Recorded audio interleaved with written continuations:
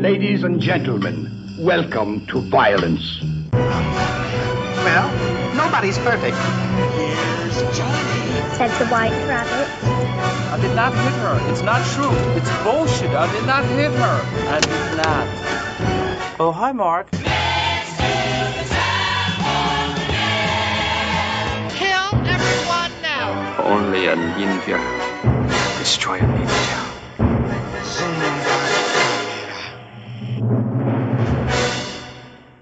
Bom dia, cinéfilos! Estamos aqui no mais novo episódio do podcast Ponto Cego. Eu sou o Thiago, seu apresentador. E então, gente, como eu falei no primeiro episódio, a cada dia a gente define um tema e dentro desse tema, né, eu escolho um filme que o Rodrigo não tenha visto e o Rodrigo escolhe um filme que eu não tenha visto e assim a gente assiste e debate. Né? Mas quando eu disse tema, eu disse que tema podia ser qualquer coisa, né? Podia ser propriamente um tema, né? Porque a gente já falou sobre sociedades distópicas, jornalismo, direito. Mas tema pode ser também um ator específico, como a gente fez lá com James Mason. Ou pode ser um diretor, ou pode ser um autor, ou pode ser assim, peças de teatro, né? Pode ser um país e pode ser um ano.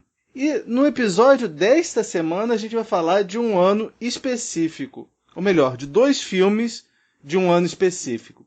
O ano é 1993. Muita coisa aconteceu em 1983, né? Teve a divisão da Tchecoslováquia, o Bill Clinton assumindo como presidente dos Estados Unidos, o Doom tendo sido lançado. Aqui no Brasil, né, teve a criação do RV, a gente teve um plebiscito para saber se a gente ia voltar a ser monarquia, se ia ser parlamentarismo. O Collor foi condenado pelo STF e se tornou inelegível por 8 anos pelo Supremo. Eu troquei meu XT por um 386, mas também em 93, precisamente dia 4 de maio, o mundo foi brindado com o nascimento do melhor co-apresentador que poderia esperar ter, né? A pessoa que topou participar do nosso projeto e meu amigo Rodrigo. Essa apresentação eu fico até sem jeito de falar. Parabéns, Rodrigo. A gente já se falou na segunda-feira, mas eu não podia me furtar de dar publicamente meus parabéns e dar publicamente meus votos de muitas felicidades. Obrigado. Muito obrigado. E, aproveitando o embalo, você viu algum filme bacana essa semana que você gostaria de indicar para os nossos ouvintes? Então, eu na verdade revi um filme, né, de 93, eu entrei nessa vibe de 93, eu revi Abracadabra, que é um dos meus filmes favoritos da infância. Acabei revendo e acaba reforçando essa ideia de que o filme é mágico, né? Eu gosto muito, eu não tenho o que falar. Mesmo vendo com uma outra visão, né, uma visão mais adulta, ele ainda me remete à infância e tudo mais. E também vi Bronson, do Nicholas Winding Refn, com o Tom Hardy, né? O filme é um espetáculo. É um tour de force do Tom Hardy. Se você não assistiu ainda, que está ouvindo, pode colocar na lista e assistir, porque é um bom filme. É um exercício da raiva, muito bem representado. Ele é muito bom. É uma escolha muito boa de direção. É um filmaço. Eu lembro que você não tinha gostado muito dos outros filmes do Nicholas Winding Refn, né? Em especial o Demônio de Neon e o Só Deus Perdoa? Isso, o Só Deus Perdoa, eu vi 10 minutos e não gostei, nem um pouco, aí eu não retornei. Eu sei que eu fiz errado, eu deveria ter assistido até o final.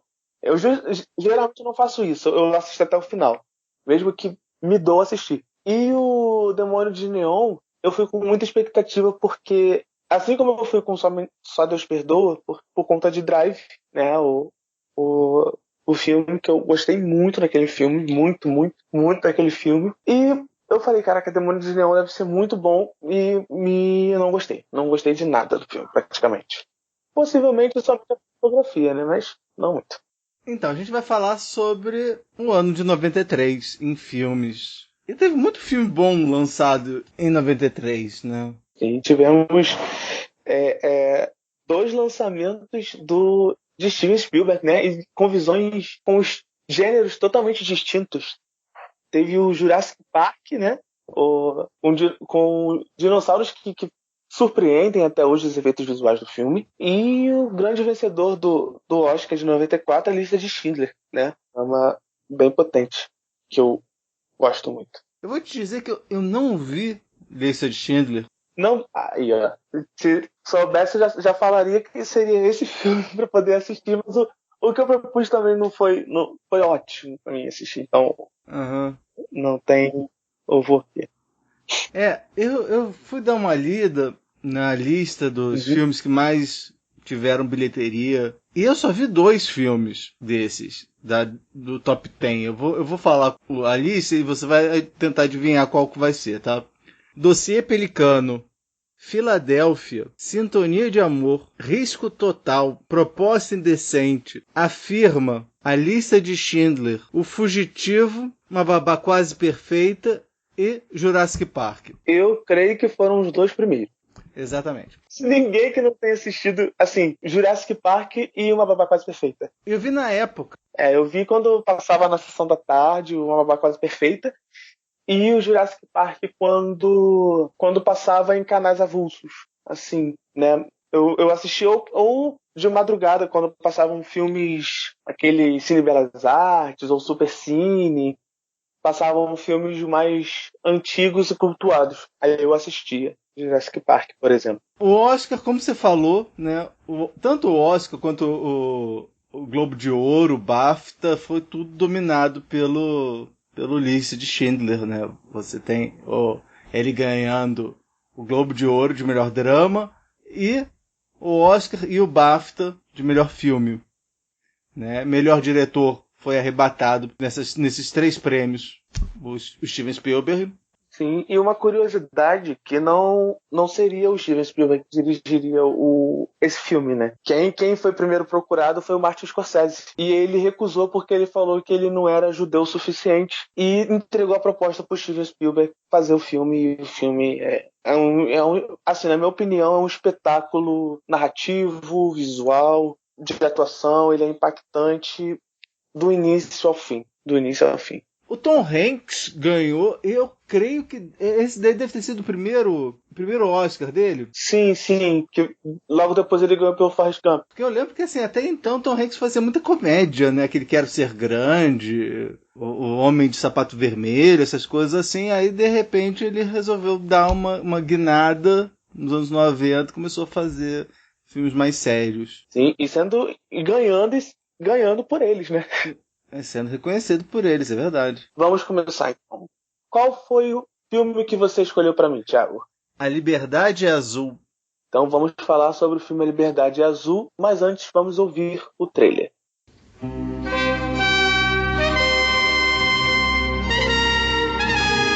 Si on retire les trompettes.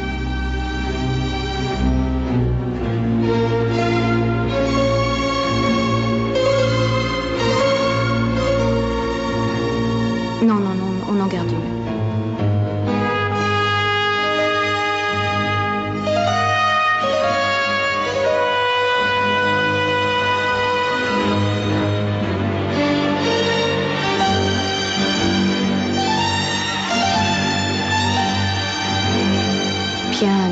Piano sul testo.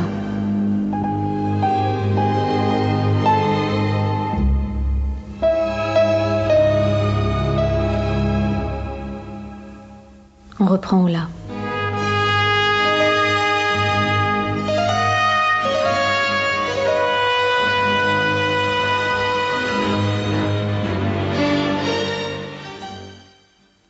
Então, A Liberdade é Azul, dirigido por Krzysztof Kieslowski. Escrito pelo próprio, junto com Krzysztof Kieslowski. Agnieszka Holland e Edward Zebrowski. Atuam no filme Juliette Binoche, Benoît Regin, Emmanuelle Rivat e Florence Pernel. Então, vamos para a sinopse do filme. Traumatizada pela morte trágica do marido e da filha, Julie se afasta das pessoas, mas evita o contato humano na vibrante Paris, parece impossível. Ela acaba reencontrando um antigo amigo que a ama em segredo e que pode trazê-la de volta à vida. É a sinopse oficial que está no Filmou. Eu amei o filme. Eu achei uma poesia visual, digamos assim. eu tanto amei o filme que eu me propus a assistir os outros 2 filmes da trilogia Cores. Eu vou assistir essa semana ainda. Eu achei o filme belíssimo, né? Mesmo contando uma história triste de perda, né? De 2 entes queridos que a personagem principal amava, que era o marido e a filha. Foi um filme que me fez levar pelo sentido que ele trouxe, que ele traz, né? Do luto da personagem.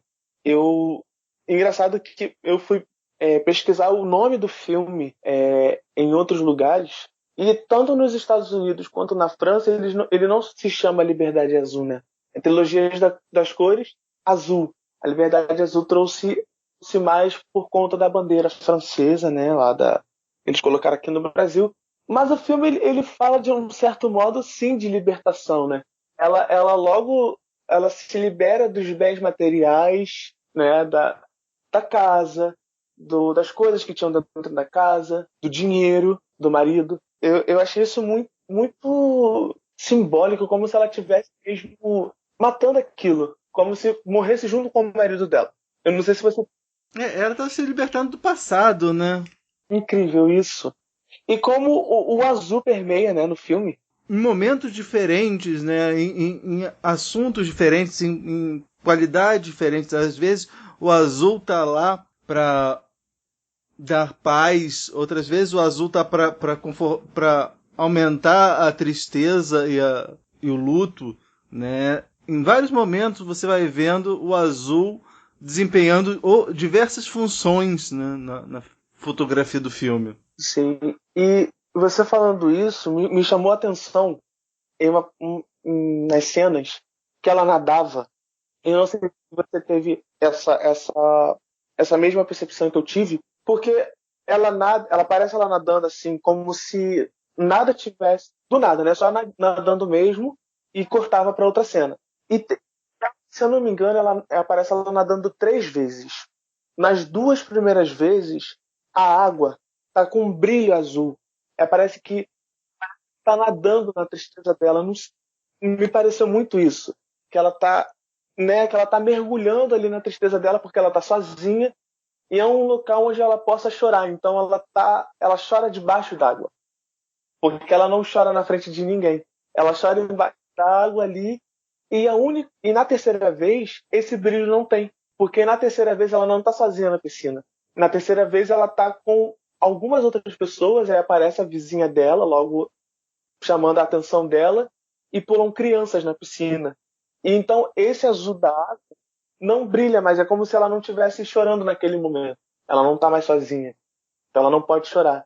Eu tive essa percepção de escolha de luz, de planos, assim. Eu quase fui junto.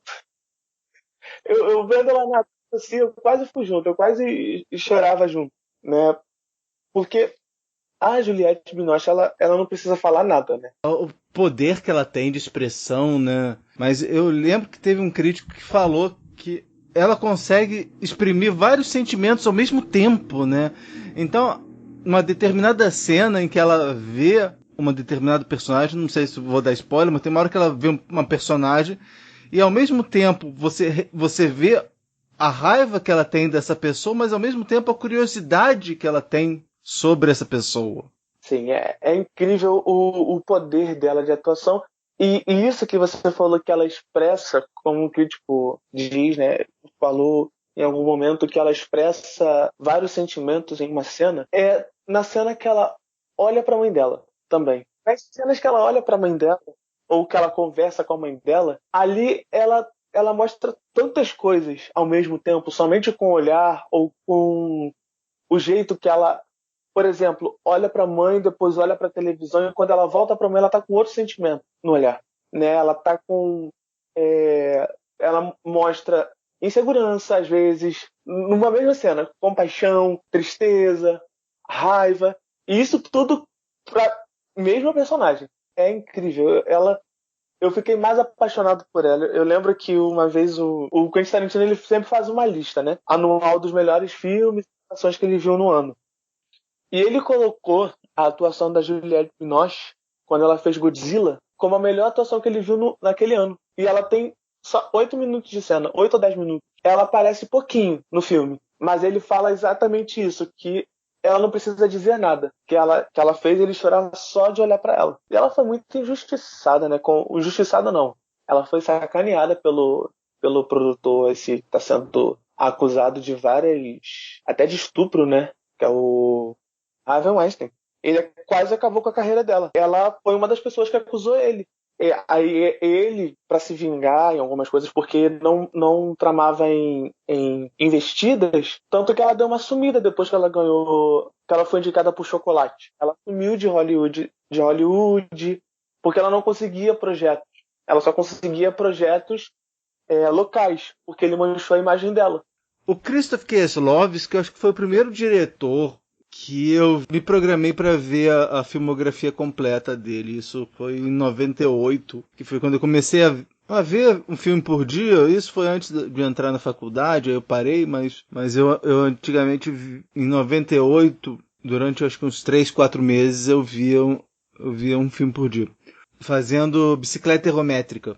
Aí eu me sentei para ver a filmografia completa dele, depois eu fui ver do Herzog, do Coppola, mas o dele, eu gosto muito, assim, que ele faz séries, né? Ele fez essa, né, das Três Cores, a trilogia, mas antes ele tinha feito para televisão polonesa uma série de 10 filmes, baseado nos 10 Mandamentos. Aí mais tarde ele até pegou 2, né, o quinto e o sexto, que é o não. Todos eles são fantásticos, assim, todos os episódios dessa série são ótimos. É uma boa. É o Decálogo? Decálogo, sim. Eu tinha colocado essa minissérie na minha lista para poder assistir. Eu tinha colocado. Exatamente. Engraçado aqui. Voltando como você mencionou o diretor, né? E eu vou, como eu já falei, eu vou tentar terminar a trilogia das cores essa semana, porque eu fiquei muito impactado com... Eu ia assistir em sequência, né? Eu ia assistir a Liberdade Azul, a Igualdade é Branca e a Fraternidade é Vermelha em sequência. Só que eu fiquei tão impactado digerindo a Liberdade Azul que eu deixei para assistir cada uma em um dia, né? Não em sequência ou 2 no mesmo dia, para eu poder digerir o que o filme tenta me falar. E nesse A Liberdade Azul, tem umas ideias de cortes, né? Que parece que é ela pensando, né? Ela tá na mesma cena, aí alguém faz uma pergunta para ela, aí a câmera vira para ela, mostra uma reação dela, corta, volta no rosto dela. Dá um fade, né? Fade out, assim, dá um fade out, volta, e ela dá a resposta. Sim, porque geralmente quando você vê um fade out, você acha que vai ter mudança de tempo, né? Vai ter, ok, cortou a cena, mas não, nesse caso não. Nesse caso, dá o fade out e depois volta exatamente no mesmo lugar. No mesmo lugar, e ela com uma outra expressão. Voltando à atuação dela, ela com uma outra expressão para dar uma resposta. Porque eu acho que ali, assim, no meu entendimento, assistindo ao filme, né? É como se ela tivesse um impacto de uma pergunta que pudesse impactar ela, que pudesse destruir ela, né?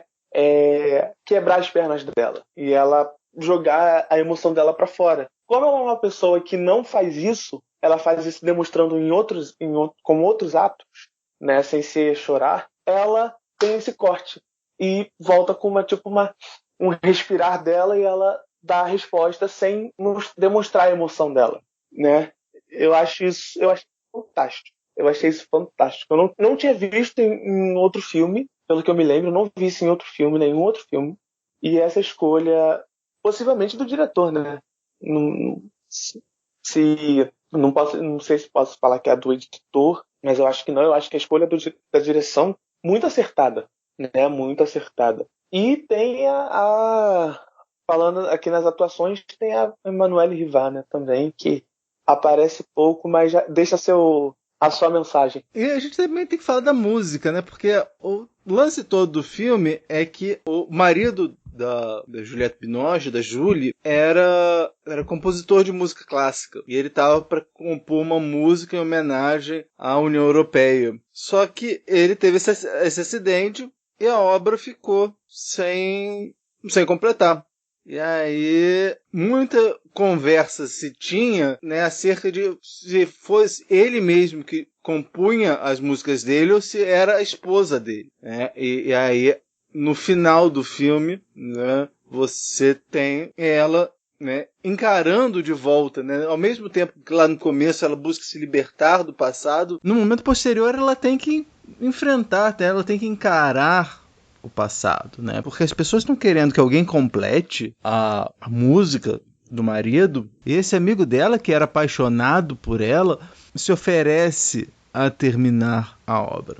E depois de muito relutar, ela acaba aceitando e acaba auxiliando ele nesse projeto. Ela acaba usando essa ajuda como uma forma de seguir em frente, porque ao mesmo tempo que ela buscou se libertar do passado, muitas vezes o passado seguia ela. Você lembra que ela estava na dela e aí ela foi no médico, o médico falou assim, tem um rapaz aqui querendo falar com você, e era um rapaz que tinha presenciado o acidente e queria devolver para ela uma cruz, e ela falou assim, não, pode ficar com a cruz, né? Então, muitas vezes o passado perseguia ela, e eu acho que justamente ela terminar, dar um ponto final nessa situação da música foi uma forma que ela teve de encerrar as contas com o passado. Sim, sim, e também como ele filma as partituras e a música entra exatamente no decorrer da filmagem, né? Quando ele vai mostrando a partitura, a música vai entrando conforme tá na partitura. Acredito eu, porque não estudei música, mas eu acredito eu que seja isso, porque quando ele encerrava a filmagem, a trilha sonora cortava, parava de ser mostrada no filme, né? E é lindo, é sensacional, é mais um elemento que te leva a essa explosão de sentimentos que o filme traz, né? E que eu agradeço muito por ter indicado esse filme, Thiago, porque ele foi incrível mesmo. Foi, pra mim, é ótimo. Que bom que você gostou, Rodrigo. Então, vamos passar pro próximo. Qual foi o filme que você escolheu pra mim? Um Dia de Fúria. Então, vamos conversar sobre Um Dia de Fúria logo depois de ouvirmos A Chamada da Tela Quente. Pois é, eu não vou botar o trailer hoje não, vou botar A Chamada da Tela Quente porque eu lembro que esse filme passava pelo menos uma vez por mês e eu não assistia porque eu dormia cedo. Um Dia de Fúria. Vivendo a neurose de uma grande cidade, ele chegou ao limite e explodiu, deixando um rastro de violência e destruição.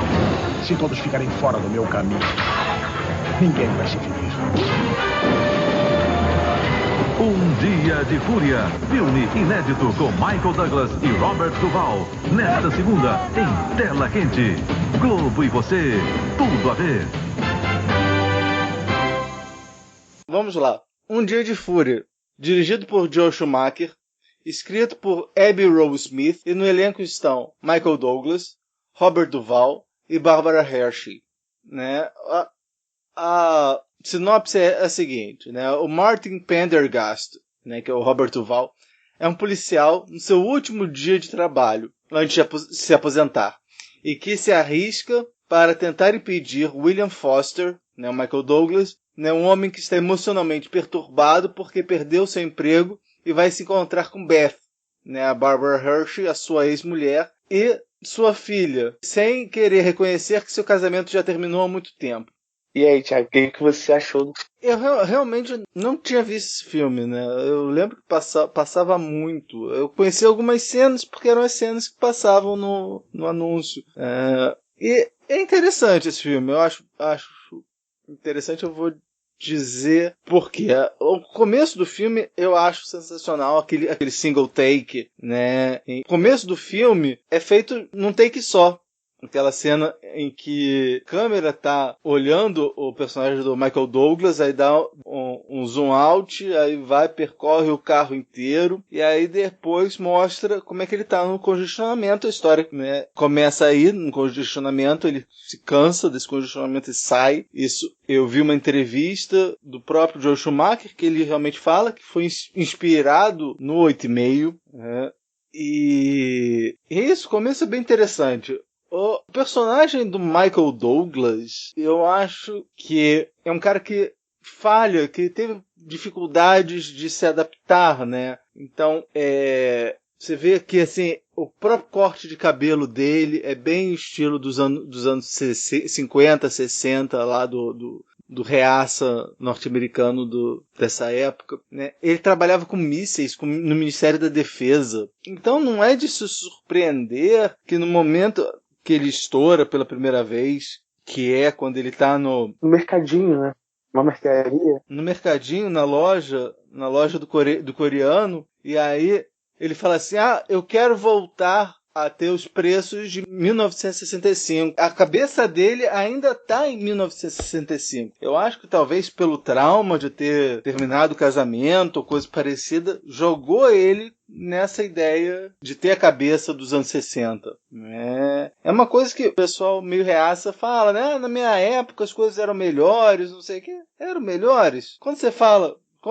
Lá nos Estados Unidos, se alguém chega e fala assim, nos anos 50 era bom. Era bom? Era bom nos 50 com segregação racial? Ou então, era bom século XIX com escravidão? Era bom. Eu acho extremamente complicado fazer esse tipo de afirmação, de falar que na época passada era melhor. Não tem nem como isso ser melhor, né? Porque, engraçado que você mencionou que a cabeça dele tá lá atrás ainda, né? Em 63, década de 60, porque ele trata a mulher dele, né, ameaçando ou desligando, sem falar nada, a ex-mulher dele, na verdade, como se fosse dependente dele. E isso era muito comum na década de 60, né, do homem achar que a mulher é dependente dele, que deveria ficar em casa, que deveria estar em casa tomando conta da casa, né, sendo mulher do lar. Tanto que foi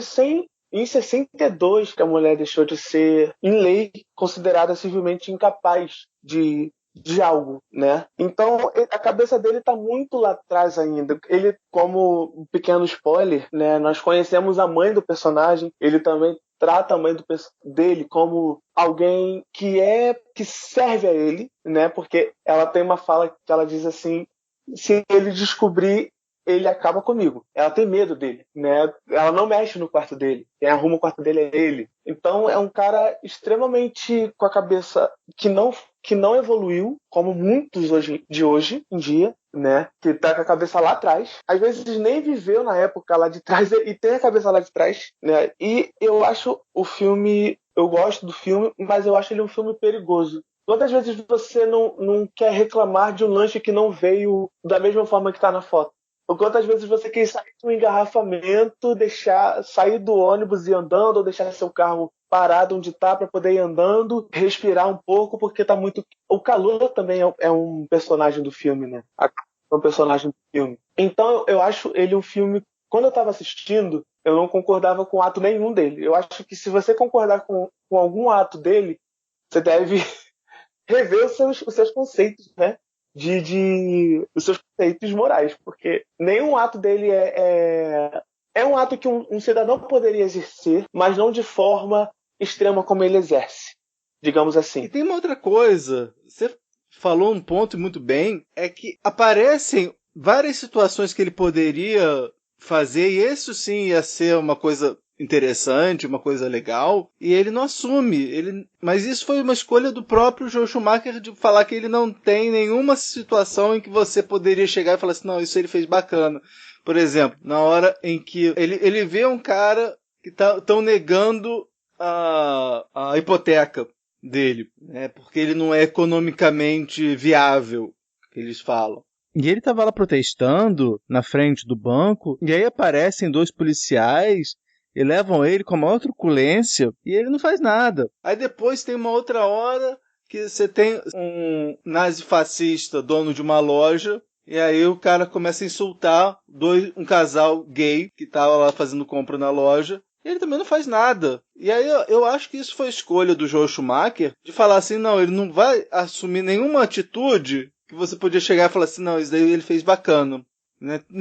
Nenhuma atitude dele foi heróica, por assim dizer, né? Era tudo muito baseado naquilo que é o interesse pessoal dele, né? E isso é uma coisa muito típica da sociedade ocidental, né? Com esse individualismo, essas coisas assim. Ele via a injustiça acontecer em outros cantos e deixava. Mas aquilo, quando acontecia com ele, aí ele estourava. Pois é, uma coisa que reafirma o que você disse é a própria fala do dono do brechó, né?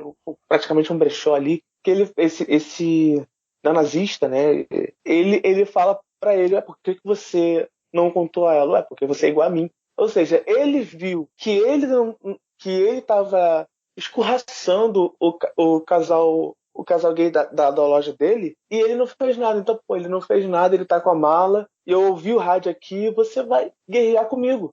Você é contra tudo aquilo que eu acredito que seja ruim, né? Eu acho isso incrível.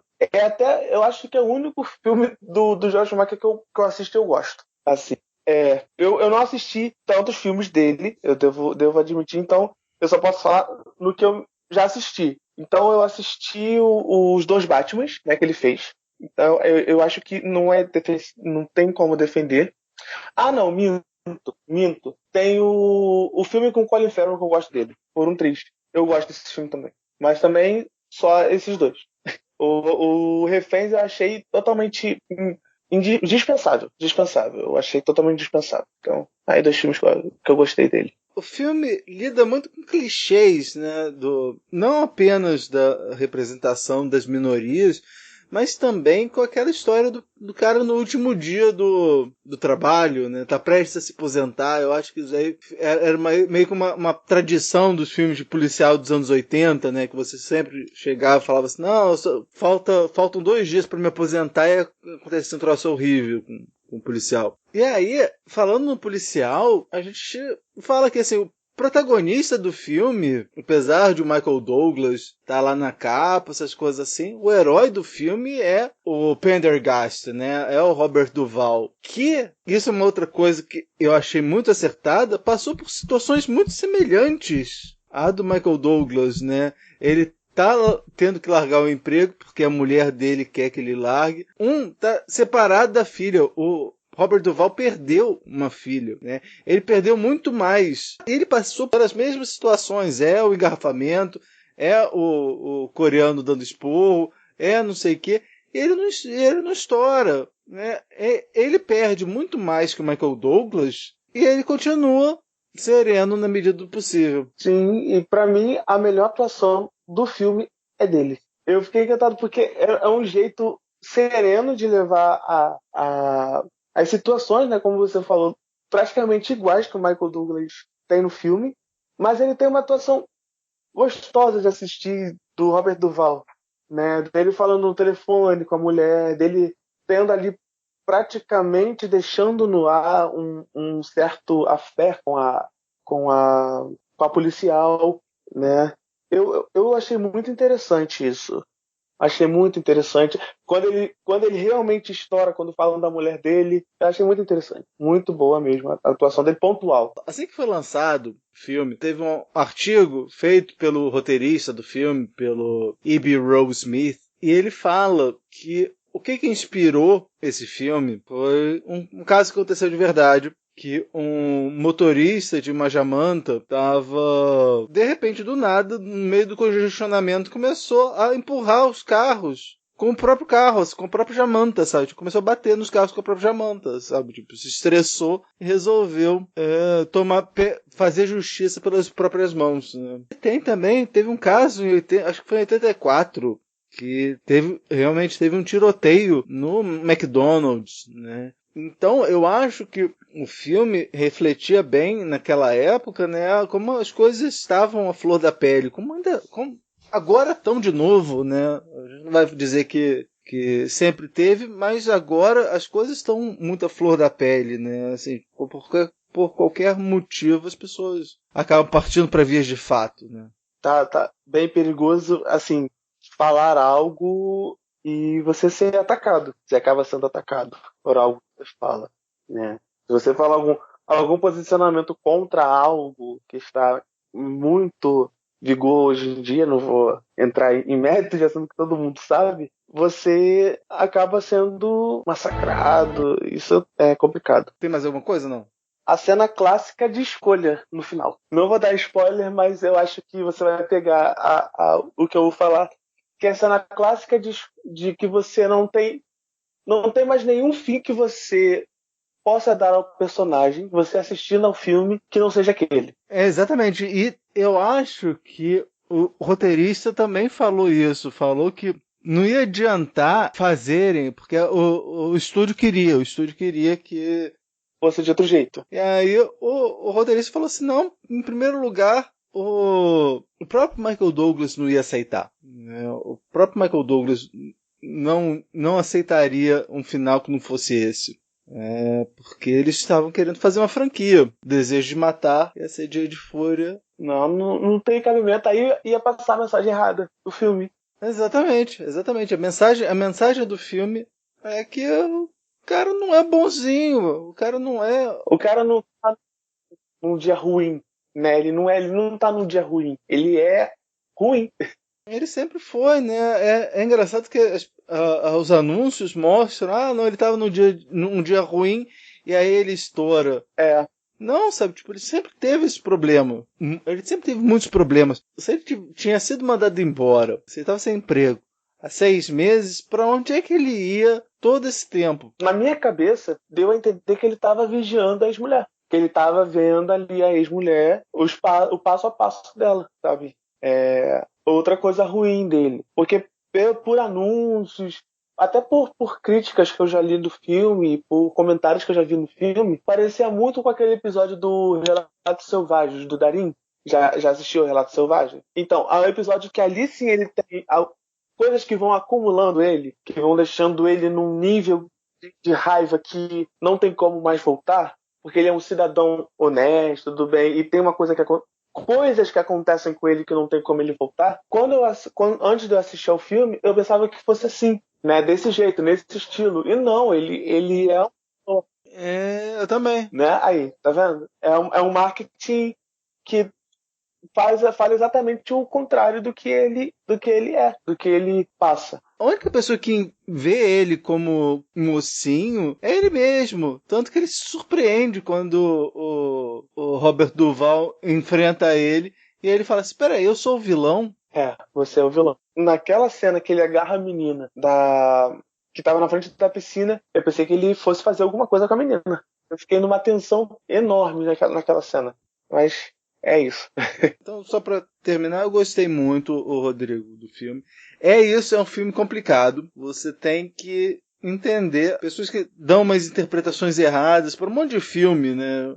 A gente estava falando mais cedo sobre interpretação. Esse filme pode influenciar algumas pessoas que não conseguiram captar a sua mensagem. O filme eu gostei. É uma crítica, um estudo de 2 personagens, né? Poderia ser 3, mas a gente quase não vê a esposa, né? A Barbara Hershey. Mas é um bom filme, eu gostei. Vamos agora então falar sobre streaming no quadro. Tem na Netflix? Tem na Netflix? Tem no Netflix? Tem no Netflix? Tem na Netflix? Tem na Netflix. Então, Rodrigo, que filme você viu recentemente em alguma plataforma de streaming? Então, eu vi recentemente o filme Resgate, né? Que é aquele bom filme de entretenimento para você passar o tempo e se entreter com ele, né? Porque não tem como, assim, analisar esse tipo de filme, para mim, na minha visão. Porque é filme somente para entreter, ele não se preocupa com o roteiro, com o que vai ser de direção de escolha, que tem boas escolhas, porque geralmente filmes de ação recentes, eles têm muitos cortes. Eu não sei se você costuma ver tantos filmes de ação, Thiago, assim, mas eles têm muitos cortes. Isso me deixa muito enjoado em um filme. Se um filme tem muitos cortes que não quer dizer nada. Por exemplo, vou citar aqui o Busca Implacável 3. Quando mostra o personagem do Liam Neeson pulando uma cerca. A cena dura em torno de 10 segundos. Deve ter uns 20 a 25 cortes só nessa cena, dele pulando a cerca. E isso não acontece nesse filme. Para que tem um falso plano sequência, né? Que não é um plano sequência no filme, né? Mas é bem empolgante. É um filme bem empolgante, remete ao filme de um um exército de um homem só, né? Como Bruce Willis já interpretou, Arnold Schwarzenegger, Sylvester Stallone, e agora traz o Chris Hemsworth para esse time de ação, e eu gostei bastante do filme. Então a minha recomendação do streaming é o Resgate essa semana. Ô, Rodrigo, você tem algum meio de contato? Eu tenho o meu Instagram, né, que é o Rodrigo Damascê, e eu fiz um Instagram voltado só para filmes, que é o Metido a Crítico, com H. Metido o TH, com TH. Não se esqueça de mandar feedback para nós em podcast.cego@gmail.com. Você pode visitar nossa página lá no Facebook.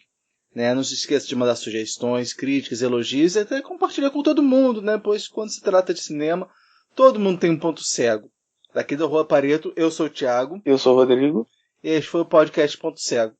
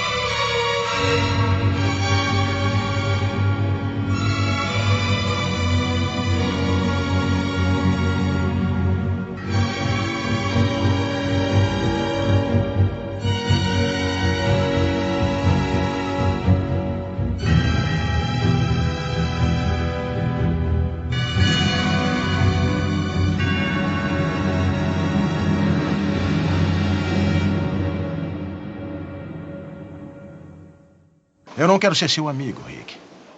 Eu só quero um café da manhã.